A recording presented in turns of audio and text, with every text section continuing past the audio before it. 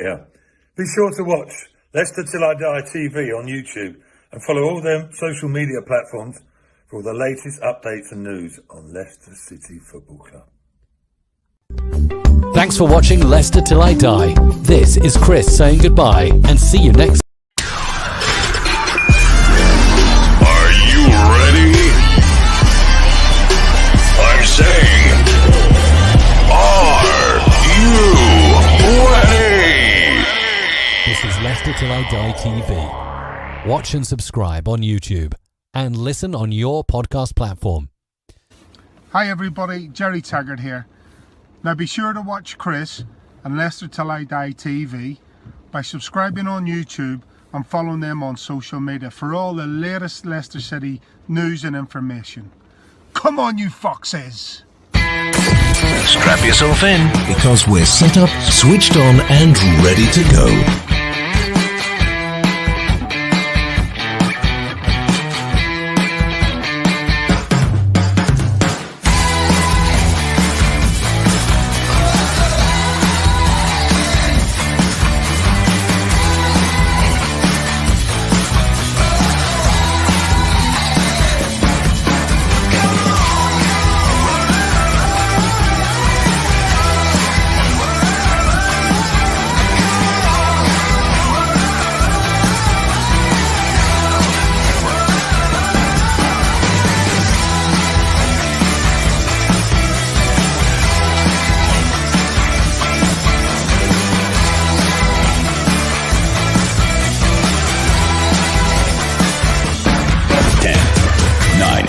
Eight, seven, 6, 5, 4, 3, 2, 1.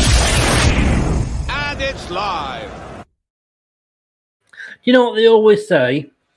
Your car has loads of nuts in it, but the biggest nut is the one behind the steering wheel.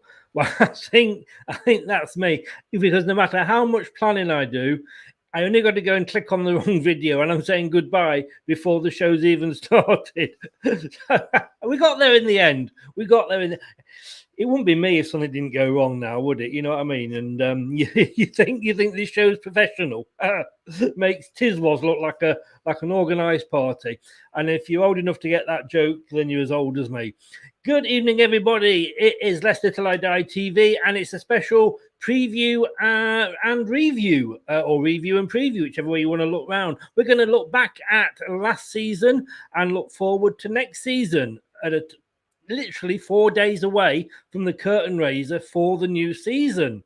It's seems to be taking a while to come round. At least we have the Euros to try and keep us busy. But hey, it is Leicester Till I Die TV. You can find us on Facebook, Leicester Till I Die the group. You can find us on Twitter at Leicester TID. And you can find us on YouTube, Leicester Till I Die TV. And if you are on YouTube, please give my buttons a tweak. Makes me so happy when that happens. We are so close to the 1,000 followers. That was our target by the start of the season. I think we're about 130 something off. So if you can get subscribing on YouTube, we would love you forever.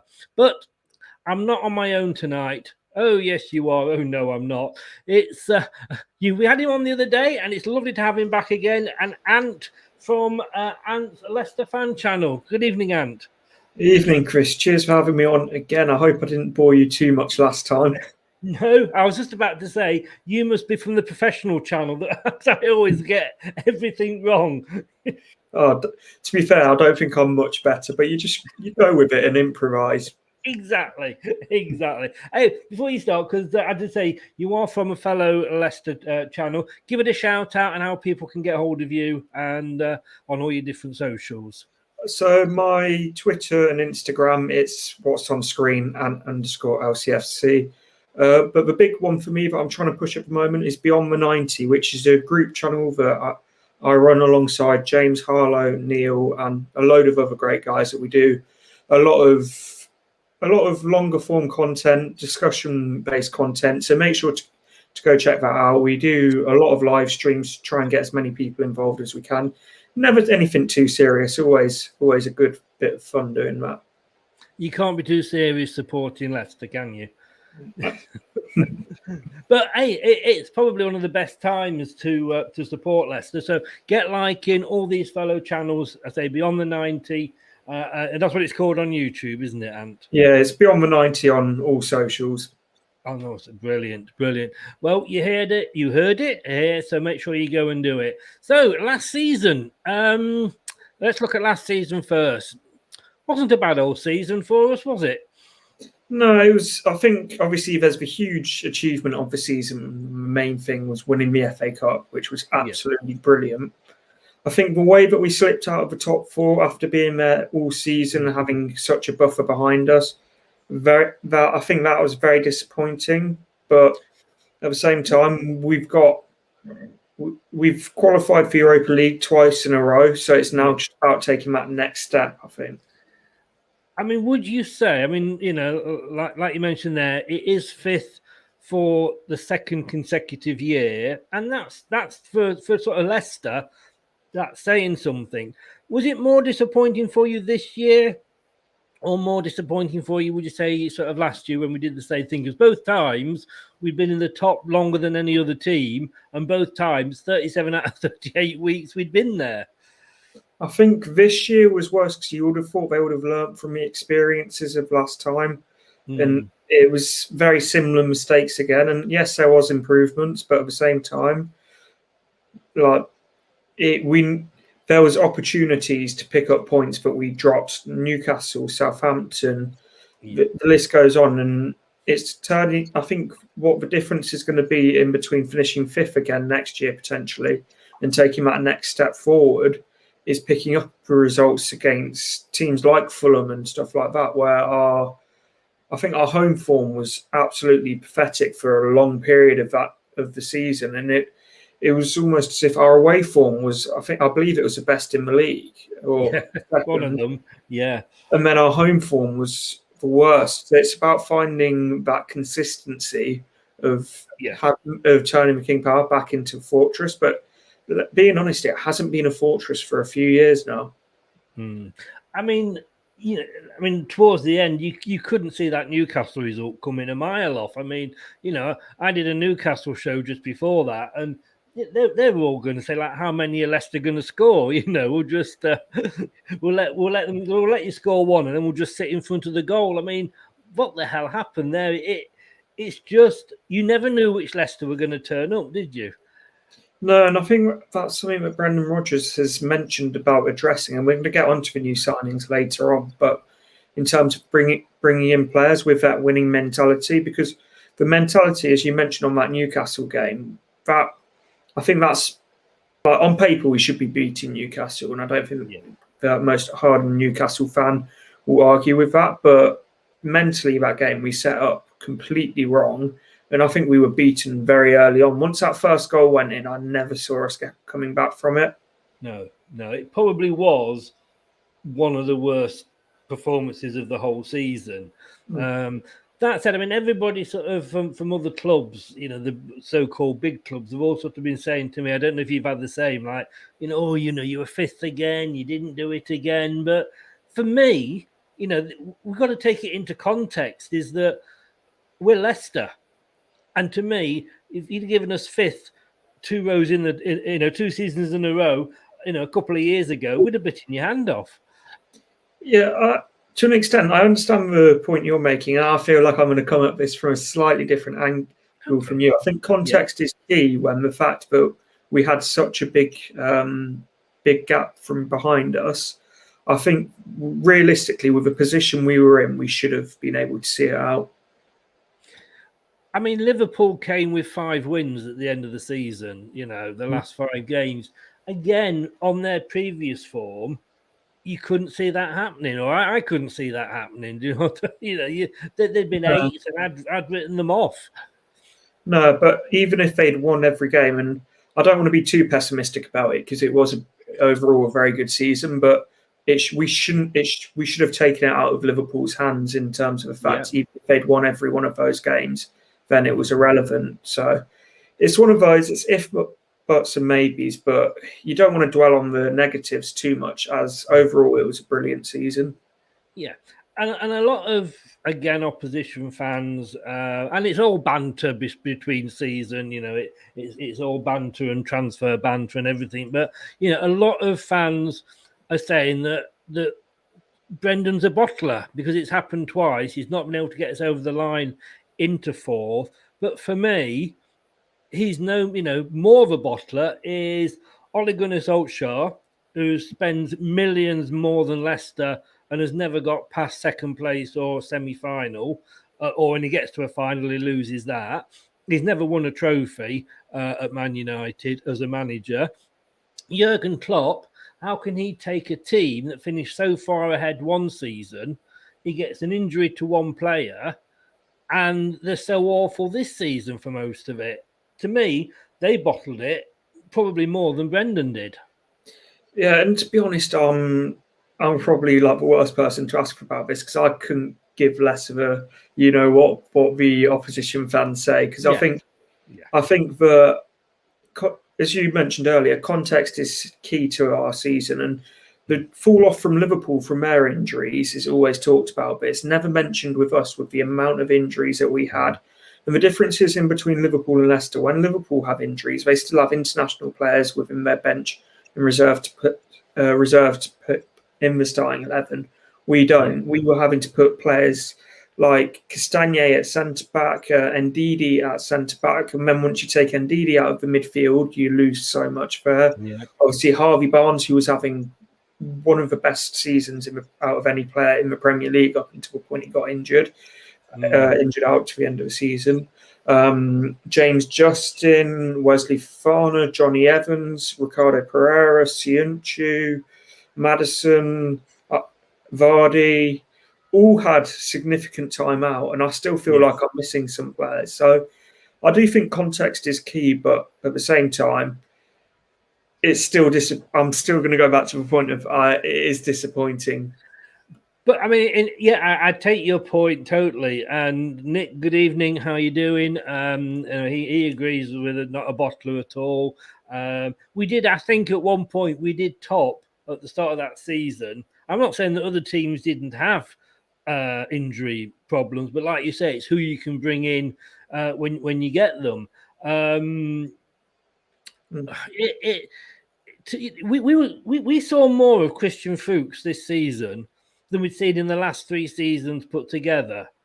We were bringing players in, Mendy, that we'd probably forgotten we'd got, a Marty, and all these players that hadn't seen, the grass of the King Power for a season were suddenly first team regulars.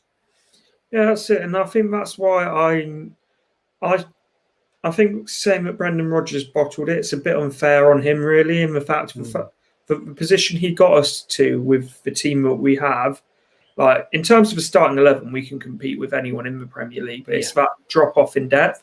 So, like, yes, probably I think as a squad we bottled it, not just individually blaming Brendan Rodgers, because the job he's doing in the development on these players that he's having is absolutely huge. So I think that it's a little bit like of an easy, uneducated comment to say Brendan Rodgers bottled it. When you actually break it down slightly, I think, yes, there were moments where probably we should have picked up a few more wins and we would have got over the line.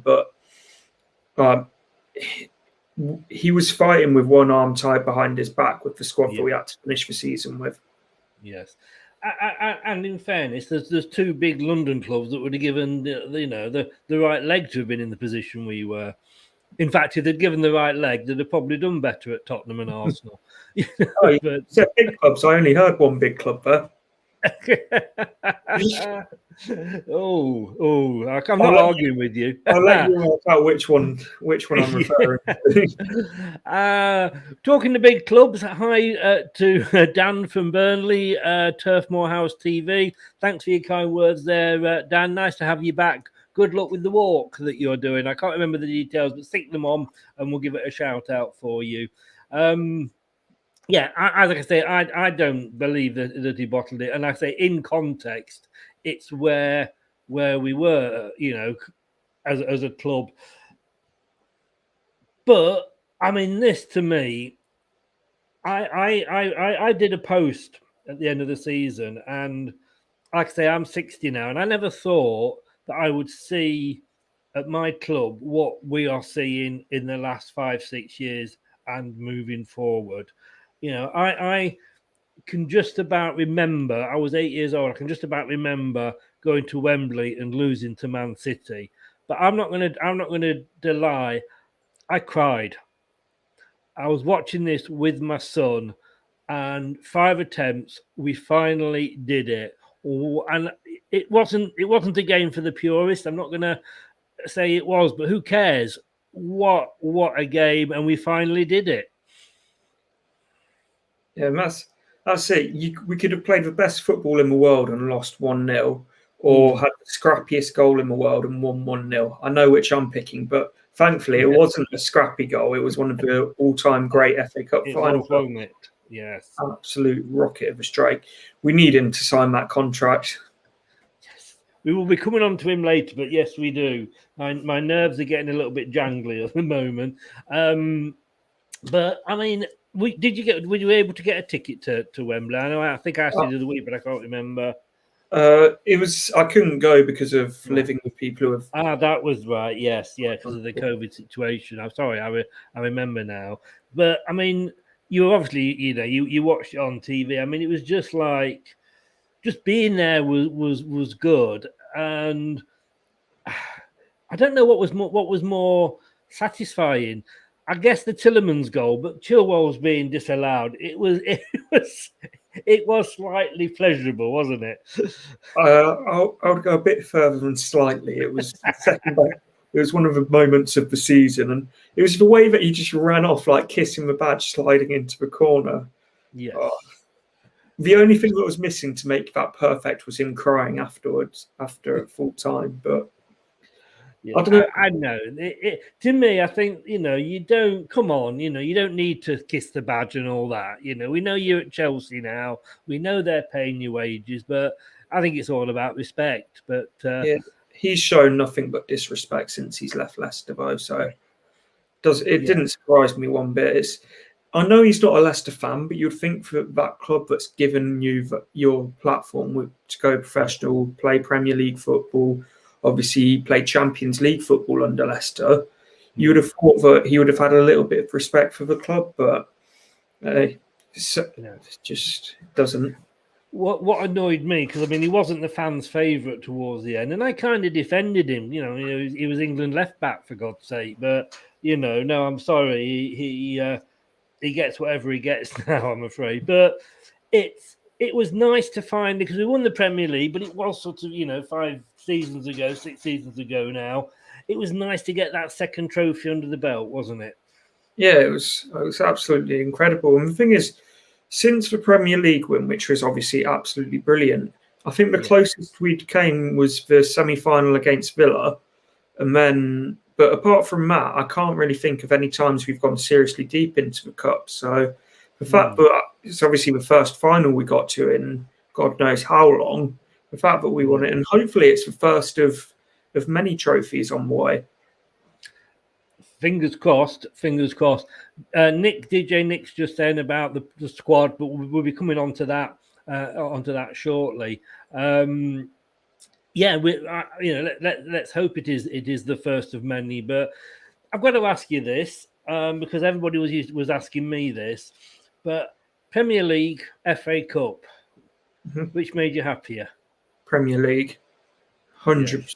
Like, the thing is, the FA Cup as well, it's only like one day kind of thing. Well, not one day, but you know what I mean. It's a lot shorter. The Premier League, the whole ride of that season was just absolutely incredible from the start. Where, as pessimistic as I always are, I thought we were going down after the Great Escape. If I'm honest, Ranieri coming in didn't fill me with much confidence. I know every Leicester fan now says, "Oh yeah, he was a brilliant appointment and stuff," but at the time, there weren't many saying that. But can I just say that I was one of those that was saying he was a good appointment, and I have it in print to prove it. But you're definitely a minority in that. But yeah, I am, in fairness. But again, that was my sort of. I was blogging for the Metro at the time, and And I was saying, like, what he could get us. He might not get us the title, but if he gets us second, third, fourth, that would be, for Leicester, that would be as good as winning the title. But the season, we had a great start to the season. I mean, West Brom, we beat Burnley. Sorry, Dan, if you're still here. We stuffed 4-2. And then, of course, that great victory over Man City, where we seemed to sort of get a penalty every time we went up towards their goal. Yeah, it was just, there's just so many like incredible highlights from it. But one that I think about a lot is when Arsenal beat us at the Emirates with that really late goal. I thought at that point, Arsenal were going to go on and win the league, if I'm honest.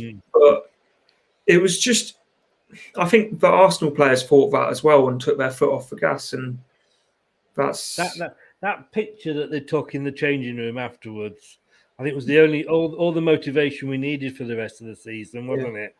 Yeah, Robert Huth even talked about seeing that picture and saying that's like, look at that. That's going to be us at the end of the season. Yes. It was almost though, excuse me, like the last two seasons, we've had an amazing start to these seasons. And it is just kind of, I don't know what it is. I mean, how do you go? Would you explain, excuse me, how would you explain, other than the fact that it's the sort of thing Leicester do regularly, but 1 week going out and beating Man City away from home 5-2, and a couple of weeks later, or the next week, it's being at home to West Ham, who at the time we didn't know how good the season they were going to have, but losing 3-0 to them. That's just typical Leicester, isn't it? It's just a Leicester thing, isn't it? But the thing is, with the teams like Man City that will attack us, we've got all the tools to hurt those kind of teams on the counter attack, because you can sit deep against those, play to the strengths of Vardy. Obviously, who else played well that game? Maddison had a brilliant game, but it's really about sitting deep, hitting them on the counter attack. But you can't do that against teams like West Ham, who will come and try and do exactly the same. So I think it's still that issue of breaking teams down when they come and sit deep against us. As league games go, because obviously if I said which was your favourite match of last season, we know which one you'd say. As league games go, was Man City the most enjoyable one for you, the best one? For me, this is probably, I've got a slight personal reason for this one, but Liverpool at home, because half my family's Scousers, and all I constantly hear is about how great Liverpool is and all of this. And I've heard it since I was about 5. So I always enjoy getting one over on Liverpool. Yes. It doesn't happen that often, unfortunately, does it? But I'm sure they may have just sort of reminded you at the end of the season of what you said. But yeah, that 3-1 victory in February, that's like you say, we do seem to do better, don't we, against the bigger teams. And if you look at Jamie Vardy, he's got an amazing record against those teams, but they do give us the space. Yeah, and that's it. These teams, they give us the space, and that's where Vardy can thrive. Because I think it's a bit of lazy analysis to say all Jamie Vardy is a long ball in behind and goal player, but that is definitely a strength to his game and big strength to it. And see against Liverpool, the problems that the ball in behind was causing their defence. Same as Man City, same as Arsenal, obviously at the Emirates. So it's one of those. And I think Daka as well is so similar to Vardy that it's going to be more of the same over the next few years, but we're going to have that capability to hurt teams on the counter. Yeah, I mean, we'll come on to Daka in a bit, but I mean, he took his goal so well against QPR, and I'm always a bit worried about bigging these players up when we're playing sort of pre-season friendlies, because I always remember Diabate getting was it two goals on his debut against Portsmouth or somebody in a cup, and it was going to be the next big thing, and it never really worked out for him. But I always remember. You remember Ahmed Musa? Did you? Were you a fan of him? I love the guy, and I honestly don't. I think we wasted him, because I could see him almost being like Daka. If we never played him in the right position. he was one of the biggest false dawns I think we've ever seen, because he scored 2 against Barcelona, didn't he, Yes. on his debut? But then I don't know. I don't think you can really criticise the fact that he didn't play over Vardy when you look at the numbers and what Vardy's done over the last few years. No. But at the same time, I personally don't think he was physical enough for the Premier League. But I do think there was a decent player in there. But I think Daka is a long way above what Musa was, and at the same time, Daka's also a lot younger than Musa was when he came in. Yes, yeah. Fingers crossed for Daka, but this was disappointing, though, wasn't it? The Europa League. We finished fifth, and we are in it for the second consecutive year. And to me, obviously the Champions League brings the financial benefits, but I think the Europa League is at the moment more our level for me. But it was disappointing the way we went out, wasn't it? Yeah, we fully went out with a whimper, not swinging. But that's the thing with the Champions League against Atletico. When we went out fully swinging and had them on the ropes. Against Slavia Prague, it was just we went out just fully with a whimper, not much of a fight to it, and I think that was the most disappointing thing, because I think if we'd given like a true fight and they left absolutely everything on the pitch and we were beaten by the better team, then you just say fair enough, that's football. But we weren't. We were. It's like you mentioned earlier. You never know what Leicester's going to turn up, and unfortunately, the wrong Leicester turned up that day, because all we needed was a 1-goal victory. We did the hard work of going to their place, not conceding. And it was completely in our hands, and it's disappointing. But I think, like, turning it into a positive, which I always try to do, is they've had that experience of that last year. Hopefully, that experience will put them in good stead this year to try and go further and rectify those mistakes. Oh, definitely. Thank you, David, for your comment there. That's very nice of you to say so. And Lawrence, second favourites to win. I presume you mean the Europa, not the Premier League. But I would take the Europa. But I mean, you love Brendan to bits, and in Brendan we trust, as we say. But sometimes, you look at it and you think, when he announced the team sheet a couple of times last season, I think the first Arsenal game, not in the league, not in the cup, in the league, you're thinking like, what the hell are you doing? But we're away and we won 1-0. But sometimes you just look at the team and the way we're playing, and it's hard because you want to be saying, like you say, don't put some fight up, go out and get them. Like the old Martin O'Neill days. You were playing until the 94th minute. Here in the 93rd minute, we're still messing about at the back. That is an annoyance for me, and I do feel, like you say, we didn't really just put up a fight with Slavia Prague, did we? No, and it's like you say. Sometimes I'm going to sound like a 45-year-old dad who's moaning, but sometimes I am that man. Sometimes, like when you're 1-0 down I'd say from about the 85th minute onwards, you've just got to get the ball forward, see what problems you can cause.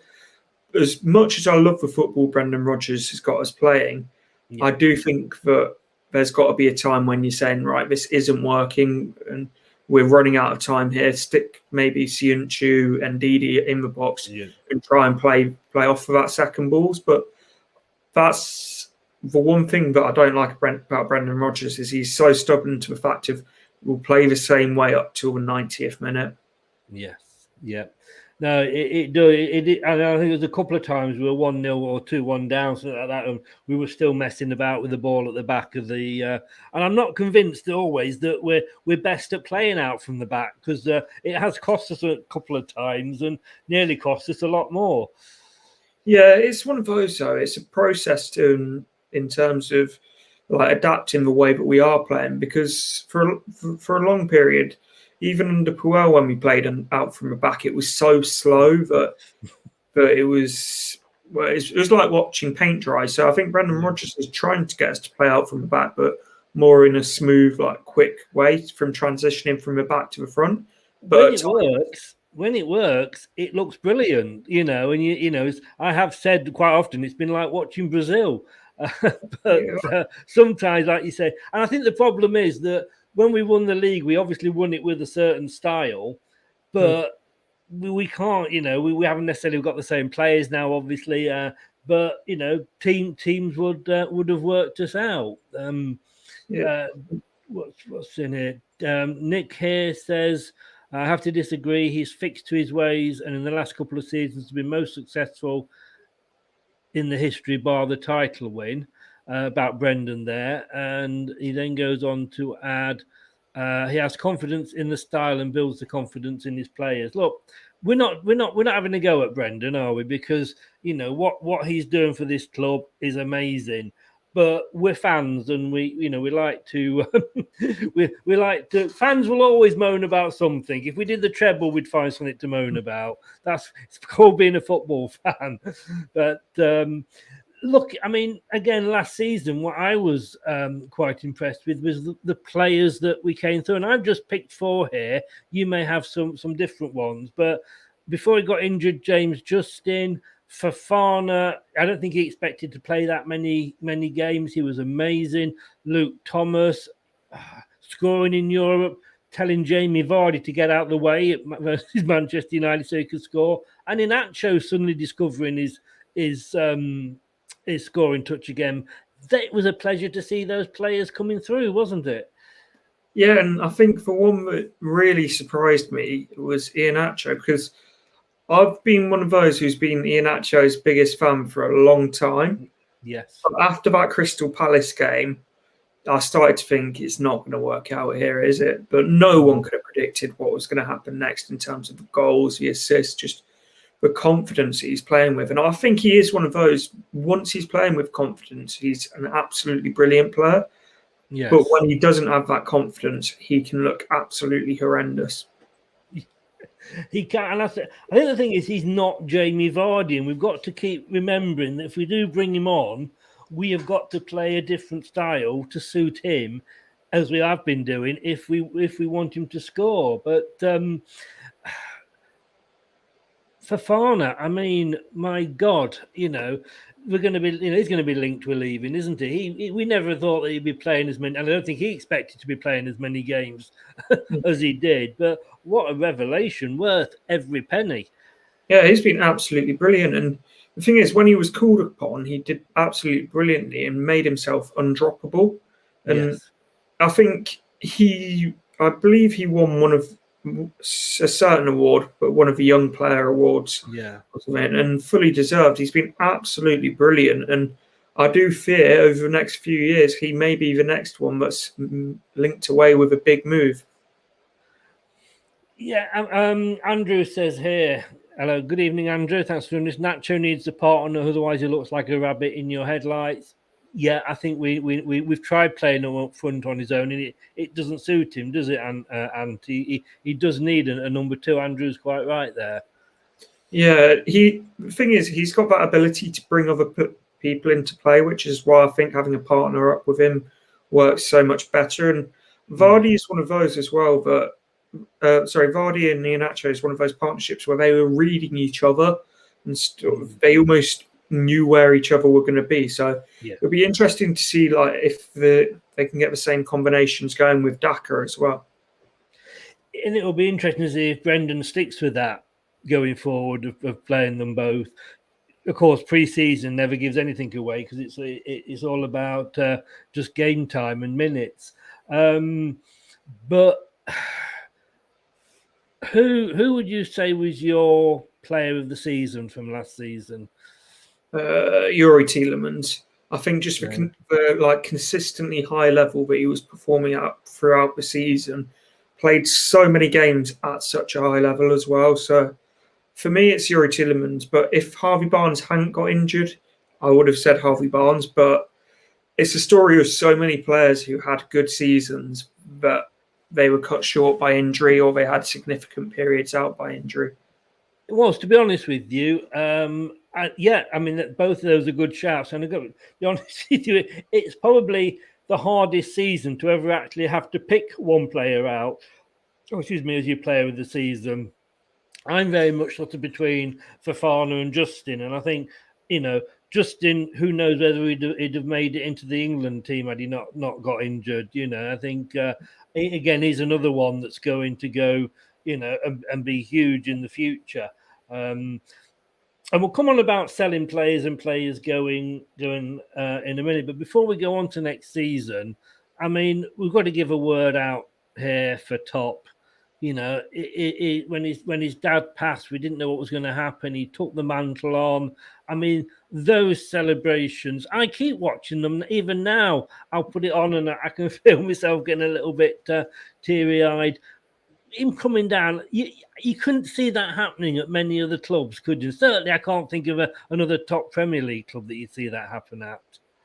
No, maybe Chelsea because they've got a good relationship with Abramovich, but it's just something special what Top's got here at Leicester. Like it is really a proper family club in that sense of what he's building and what he's built. But it's just the relationship with the players, the way that he was celebrating with them on the pitch, obviously with Brendan Rodgers, and then with the fans as well. It's absolutely brilliant to see him. And there was, following up from that, there was a tweet put out the other day saying, wishing him happy birthday and stuff. Could you imagine if at United they tweeted out happy birthday to the Glazers, or like at Arsenal they tweeted out happy birthday to Stan Kroenke? It's just... I don't think they would, but I think 3/4 of the fan base would be jumping on those that whoever it was that posted it out. I mean, we had the debacle of the ESL as well during the season, and yes, we weren't invited, but I couldn't. If we had been, I couldn't see. I can't say for certain, but I couldn't have seen Top agreeing to go into it. No, neither can I. And it's easy to say at the position of not being invited and stuff, but when you look at the evidence of the season tickets being frozen again for another season, it was one of the cheapest in the league, if not the cheapest. Rejecting the pay-per-view scheme earlier on in the season, being the only club to do that, and then obviously also the way that fans are treated at Leicester, everything points into the direction that he would have gone against it. Yes. And I did a post that, a picture of Top and sort of, if Colesberg did football managers, like, oh, they do. And he's football owners, sorry. And like, oh, they do. He's at Leicester. He is, they are the owners that everybody wants. I think we give hope to the clubs sort of our size and down, if you like. And like you said, the bigger clubs, probably with the exception of possibly of Chelsea, because he, in fairness, he's there when he can be. But they're the owners that everybody wants. And I think we give hope to the smaller clubs, and I think we do kind of scare the bigger clubs as well. Yeah, and the thing is, it's not, you've seen it with certain clubs, so I'm not going to go into too many examples, where you see like a 2-year, like owners come in with money and then after a couple of years they're gone sort of thing.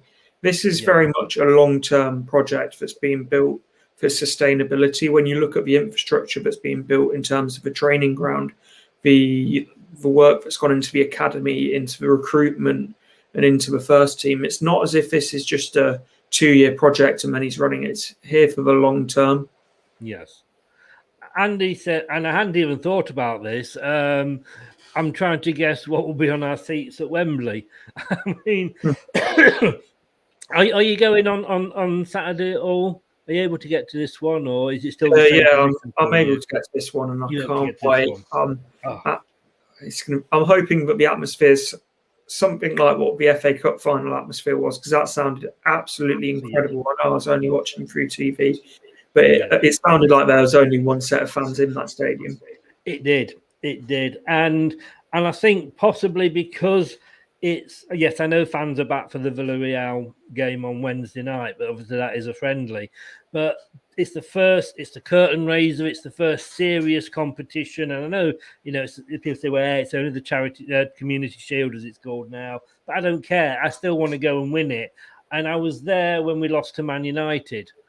But I just think this will be, because of the fact that we haven't been to games for so long, apart from a few to the FA Cup. I just think it is. I can see it being a huge atmosphere, I wouldn't be surprised if there was a few gifts on the seat.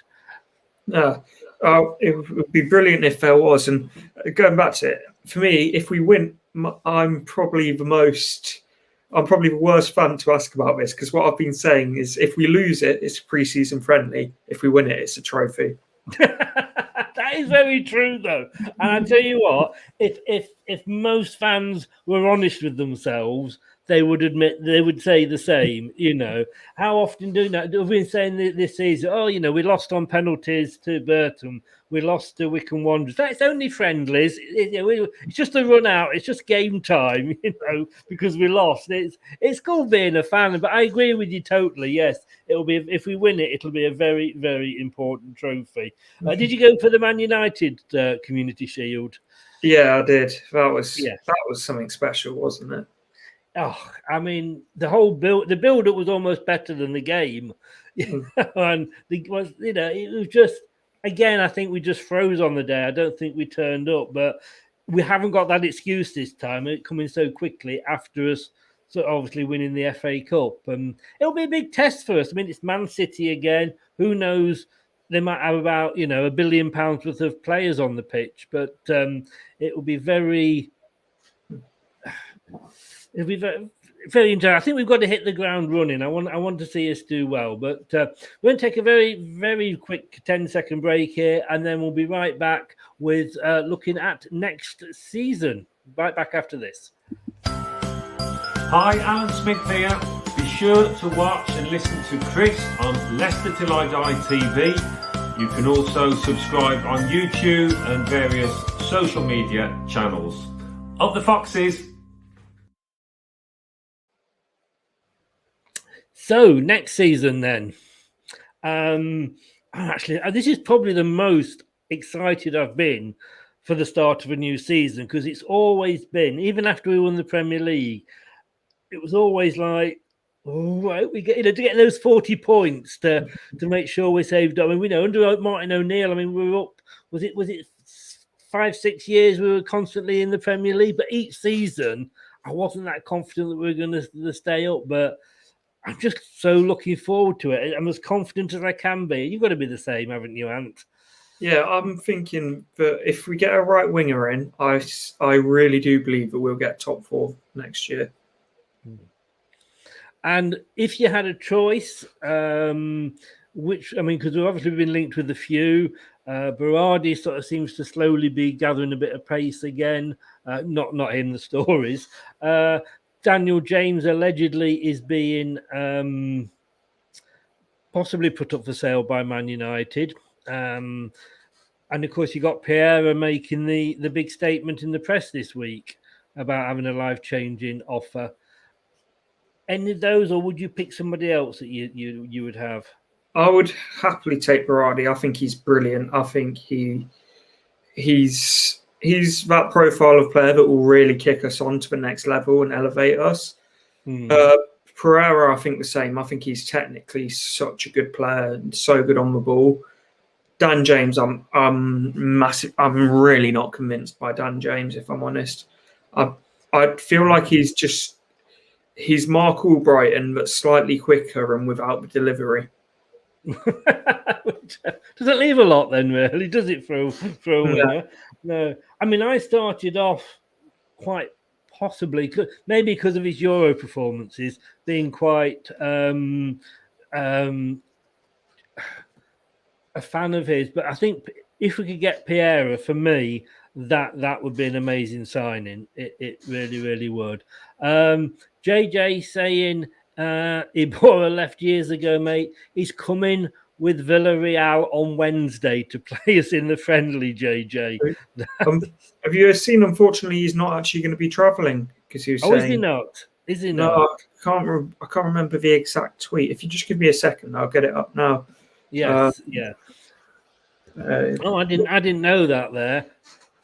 I think JJ was still replying to to Laman saying, looking forward to seeing Vincent Iborra. And he was saying some very nice things about coming back to Leicester. But it's a shame he's not, because he was a player I thought never had a chance. No, The tweet that he put out said, "So sad. Finally, I could not travel to Leicester. I hope to see you soon, and I can be there as soon as possible. I wish you all the best next season, and I'll be cheering on as a Fox next season at LCFC."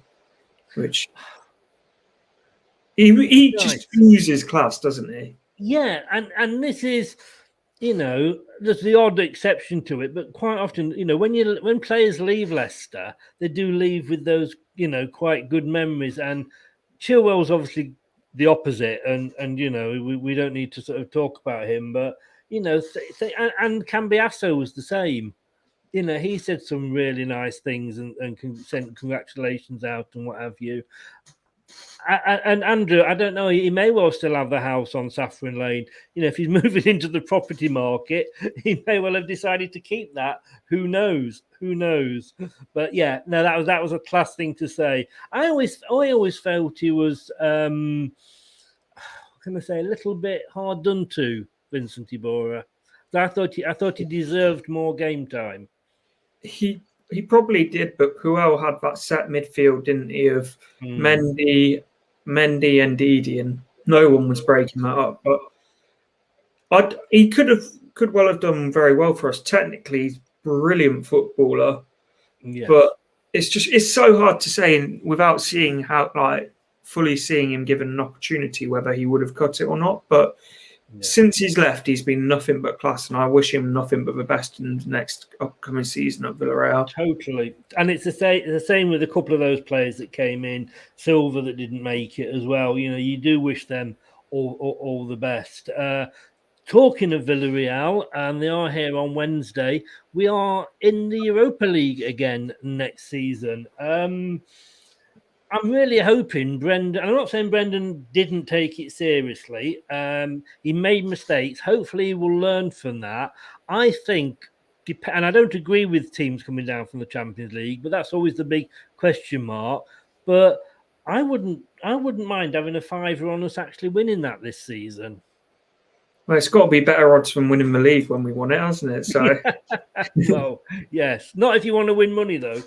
No, that's true. But the thing is, it's so hard to say how far you're going to go in it because, as you say, teams from the Champions League can easily drop down. So I think until we know who's dropping down, then we don't really have a real picture of who and what we're up against.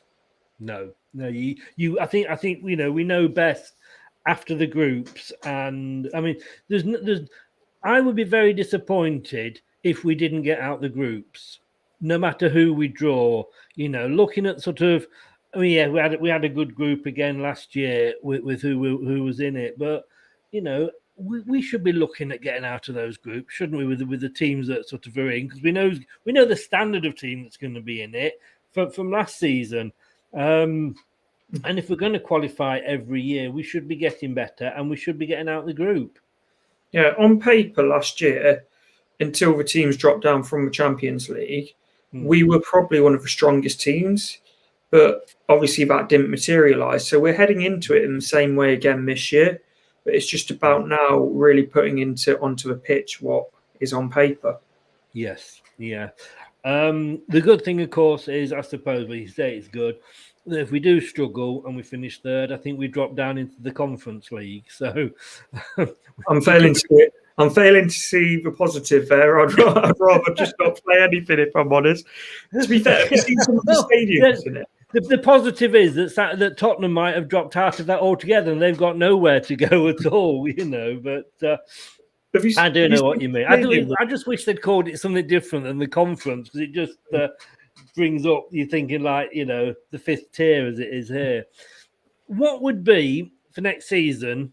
I put expected position here. And on Monday, guys, if you're joining us on Monday at 7:00, I'm getting a load of fans on from all different clubs that are going to come on and give me a prediction of where they think their teams will finish next year. I know where I think we will finish. But I'm going to ask Ant first and see what his thoughts are, and see if he's got the same thoughts as me. Mine, I'm going to massively sit on the fence here, and mine is, if we sign a winger, a proper quality right winger, I think we'll finish fourth. if we don't, I think we'll finish 6th. Wow. I like to be different. I've gone right smack down the middle again there, and I think we'll be 5th again for the. I just think with the money that some of the teams above us are spending on players, and of course it all depends as to who we hold on to as well as to obviously what will happen. And it is all. I saw a thing the other day. There was the papers already doing these supercomputer predicts next season, and how can you know the players aren't all here yet, and they've got Tottenham above us, so I'm thinking like, we know that's not going to happen, but talking of signings, 3 great signings so far. Yeah, I think each one of them offers something that's going to be very, very valuable to the squad. Obviously, Ryan Bertrand comes in with that experience and can offer rotation for Luke Thomas. Yes. Daka with that competition and meaning that Jamie Vardy's not going to have to play every game. And then Samare is just something completely different in that midfield that's going to offer us that bit of like that power and drive through the middle of the midfield, which is something that we lack with Ndidi and Tielemans. Obviously, Ndidi's like best in the league at what he does in terms of breaking up play. But in terms of then driving forward, I think Samare is just on a level above him for that. So it's really exciting to see. I think Samari is very much a box-to-box midfielder, and like you say, that is something we have sort of lacked. But Bertrand is probably one that, and I didn't franchise his name now. I got it right for once. We need him. I mean, we're playing on 4 fronts next season. Hopefully, we may go further in the League Cup than we did this season. But the likes of Luke Thomas, it might just be too much for him. And like I said, at the other end of the scale, Vardy, it might be a little bit too, or it will definitely be too much for him to play in all 4 tournaments. It is all going to be about squad depth. But as a lot of fans of other clubs are saying, it's not just the fact that we're bringing players in. We seem to be doing it and getting the right players again. Yeah, and that's it. There's no point bringing in 5 players just to fill up squad numbers. It's about bringing in that. It's about bringing in that quality and bringing up in that quality of depth. Because when we talk about the teams above us, that's the difference between the top. I'm guessing that's Neil. Hi Neil, thanks for joining us. But that's the difference right now, I would say, in between the top 4 of last season and us is that squad depth. Because starting 11, we can compete with everyone. It's just the drop off on our bench and squad, which is being addressed this summer. Yeah. Guys, that just to bring it back up, beyond the 90 there, pop over if you're watching on YouTube and give them a sub and a follow. Great channel there, well worth, nice mix of stuff. Get over there and give them a sub. I've got players here that might be sold. These are players that I can possibly see leaving. Pratt, I think, is almost certain to go. There's rumours about him going back to Italy. Danny Ward, we've not really seen anything of him or Schmeichel since the Euros, but he may just have got the taste. Wales is number 1 now. Will he be happy? It will still be second fiddle to Casper, but will he be happy probably getting, say, the cup games and like the FA and the League Cup? And then you've got Chowdhury and Mendy. I think one of those, I think, is going to go. What do you think, Ant? Yeah, so I think let's go through them each by. So Dennis Pratt, he said he's openly been like saying that he wants to be playing more, and if he's not going to play more at Leicester, then he'll leave. And as much as I like Dennis Pratt as a player, you can't begrudge a player for wanting to leave to play more football. So if he does go, all the best to him. It's a shame I don't think we've seen the best of him here at Leicester, but it is what it is. And then with Mendy and Chowdhury, I hope Man United buy Ndidi off you. If you thought Maguire was expensive, you've got another thing coming. Yeah. But, no, but with Ndidi, you need to put up what you pay for Sancho and the rest as well. But I think with Chowdhury, I'm hoping he goes to Newcastle. almost for the sake of his own career, because I don't think he's going to play at all at Leicester now. Samore's coming in. Danny Ward is really, what does Danny Ward want? He's only just signed a new deal at Leicester. Does he want to be a number one somewhere? Because I'd say he's a good enough keeper to be a Premier League number one. Yeah. But at the same time, is he willing to fight for that number one spot with Casper? Because I think given the opportunity, like I think he would relish like trying to take that opportunity and take that spot off Schmeichel. And I think if you've got two keepers competing against each other, it either works one of two ways. You get the best out of them, or you have a situation where Man United, where they don't know who the number one is, it's all a bit of a mess, and they're heading into a new season with two keepers, and they both want to be number one, but it's very, I don't know how to word it properly, but it's very difficult for a centre-back partnership in front of them to not build that familiarity with the keeper behind them. But do you think, I mean, if you were Brendan Rodgers and Ward, let's say, does stay, he's got to be given game time, hasn't he? And to me, you've got the forefronts, and to try and keep the players fresh, and obviously the more games they play, the more chances they are going to get injured. For me, I can see Schmeichel being Premier and Europa League, and I can see Ward being League and FA Cups. Yeah, potentially. And my thing is, I don't think Danny Ward would have signed a new contract if there wasn't a promise of some sort of game time. Yes. And yeah, I mean, I would, again, no disrespect to him, but I wouldn't be sorry to see Chowdhury go. He worries me every time he runs onto the pitch. I'm thinking, like, I'm almost looking at my watch to see how long till he gets the red card. He is a bit of that. Mendy, I'd sooner us keep Mendy, because when Mendy, again, last season, when he was asked to come in and help and cover, for Ndidi, he did a very good job. Yeah, to be honest, I'm not convinced.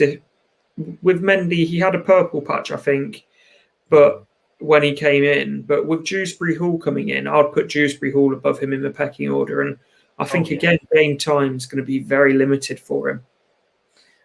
You know, it's almost like we planned this, because you mentioned Dewsbury Hall there. And, of course, we're going to look at youth players now. And I've just picked three out. I mean, we could go on and on and on forever. And there's a few gone out on loan spells just the last few days. But Dewsbury Hall, he's not going anywhere, is he? Luke Thomas, we know, isn't. And Daley Campbell, he's another prospect as well. Yeah, Daley Campbell's one I do think alone would massively benefit, because what is he, fourth choice right back? I think go to the Championship, go play week in, week out, show what you're about. Because realistically, he's probably going to get, 2 or 3 appearances at Leicester this year. So I think going out on loan would benefit him massively more than Dewsbury Hall, who I think will be part of the squad. The same as Luke Thomas. I think Luke Thomas will start the season as our starting left back until James Justin's fit. Definitely. And like you say, Ryan Bertrand's been bought to sort of cover him because of the number of games that are being played. But Luke Thomas is an amazing prospect. But just what I've seen of Dewsbury Hall, I mean, he scored the first goal when we come back against QPR. I mean, this is a pre-season friendly. He was picking that ball up, running it back to the centre circle, ready to kick off. Come on, we can get more out of this. That's the attitude you want from players, isn't it? Yeah, his attitude seems spot on, and it's not just that. He's got ability about him as well as the right attitude, and he's in the perfect place with the perfect manager for that to go on to the next level. With the right attitude, the right training, I really do think Brendan Rodgers is going to get a lot out of Dewsbury Hall, because I watched quite a bit of him at the Championship last year with Luton, and he's definitely a huge talent. He was winning quite a few awards, wasn't he, for Luton? Player of the season or young player of the season, was it? I believe he won both of them, but yes.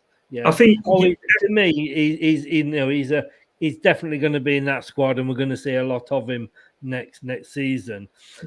Brendan came out very much and said that, basically, I think what us Leicester fans have been saying for a while: if somebody's going, they will go, but as you said earlier, and on our terms, but he's under no pressure to sell. He's not being told to sell, and if we can hold on to those three and not have to sell, but if we do have to sell one, it's going to be on our terms. And somebody the other day said, whether it was tongue in cheek or not, I said, well, you're a selling club, aren't you?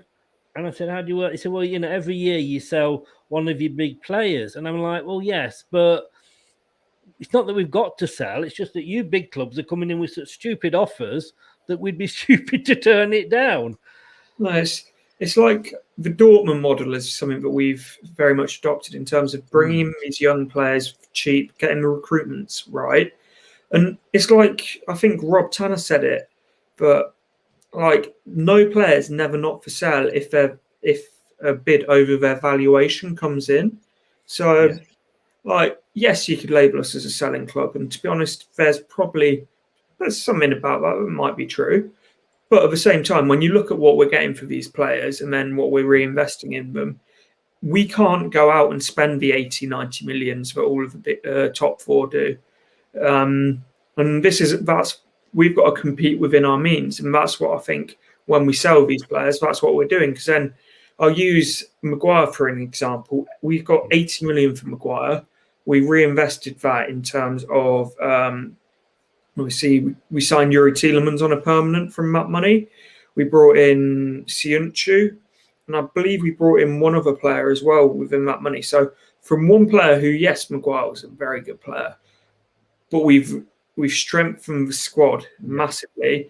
And then hypothetically, if we were going to sell those players now, so saying for Siunchu, you'll probably be looking for 60 million. Tielemans, you'll be looking 90 to 100 million. So it's if we do sell these players, it's on our terms and to what the club wants and the club sees fit. Definitely 100% on our terms. So remember that, Arsenal fans, you got to cough the cash up. Go and have a look at that video where Maddison is quizzing Mark Albrighton. If you don't believe he's happy here after that, go and watch the one where he's playing water polo with the team. He doesn't look too unhappy to be here at the moment. And thank you so much again for joining us. Quickly, give a big shout out to Beyond the 90 again. Beyond the 90, check it out. It's obviously your viewers are going to get sick of me promoting Beyond the 90, but you've come on, so you take your chance, mate. Go for it. But it's a group channel that Neil, James, myself, and a load of other people run, doing very similar stuff to what we've been talking about on here, Chris. Just light-hearted Leicester content is, I think, the best way to put it. Yeah, and don't forget, of course, your own channel as well, Ants Leicester fan channel. That's just a bit. Ants Leicester fan channel. That's just a bit more bits, random bits when I feel like uploading, when I do bits and bobs. But Beyond the 90 is the big one.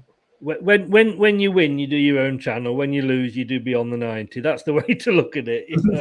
Mate, thanks very much. Good luck with the new job and all the training that you've got to try and fit into the next 5 or so weeks. It's almost like football's going to be in the way for you, but good luck with it. I hope it goes well. And I might see you outside Wembley. Hopefully. I'm looking forward to it. Oh, God, me too. All the best, Ant. Thanks very much, mate. Take care. Bye. Cheers. Thanks so much to Ant for joining us there. Like I say, Beyond the 90, get over there, get subscribing. They do a lot of great content, and they'll have to have me on soon, maybe. Who knows? Hey, Villarreal tomorrow. Yeah, don't miss it. Are you going? I'm down there on the south coast, you see, so I can't get to see these matches, but I will be watching it. It's live on LCFC TV, and what else is live is the post-match show. It'll be about between 10 and 10:15 tomorrow. Then myself, hopefully Brad will be popping along. Jesus, as we remember, he shaved his beard, so he's looking a lot tidier.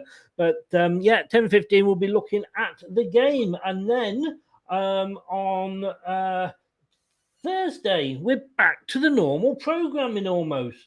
We have got at 7 o'clock on Thursday, we've got the preview. Me and Craig will be previewing the Community Shield, a little game at Wembley there. We'll be previewing that on Thursday at 7 o'clock. And at 9:30, hey, I'm looking forward to this one. Arsenal. Yeah, I'm going to be talking to Arsenal fans who seem to think that Leicester players will walk barefoot over broken glass to get to the Emirates. Are Arsenal fans disillusioned drama queens? Or are they hard done to? Let's see what they've got to say on Thursday at 9:30. But it's tomorrow, 10:15. We'll be back with the post-match show. Thanks for joining us. Thanks for all your comments. Thanks to Ant for joining us. Don't forget, if you want to listen back to this rather than watch it, and I don't blame you, I am better. Well, I've got a face for radio, as they say, but you can get us on podcast form. Give us about 10-15 minutes, and it will be up on Amazon, Spotify, Apple iTunes, Google, Podcast Addict, and Anchor, just to name but 6. I'm off to get ready. I am on the Send Him Off podcast in 45 minutes. I'll see you if you're going to join us on that one. I'll see you on there. Have a good night. See you tomorrow at 10:15. Hello, good night. Matt Elliott here. Be sure to watch Leicester Till I Die TV on YouTube and follow all them social media platforms for all the latest updates and news on Leicester City Football Club. Thanks for watching Leicester Till I Die. This is Chris saying goodbye and see you next time.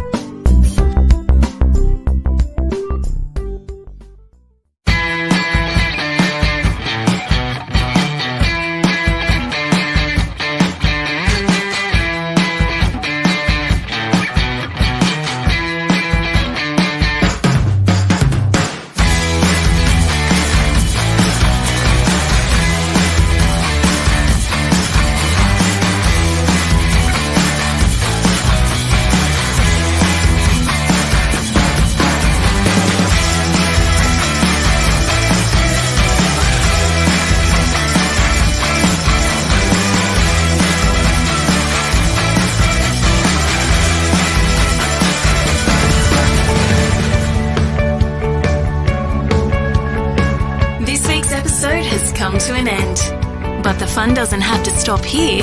If you have any questions, suggestions, or feedback, head over right now to Twitter and Facebook and like, share, and get involved. Join us next time.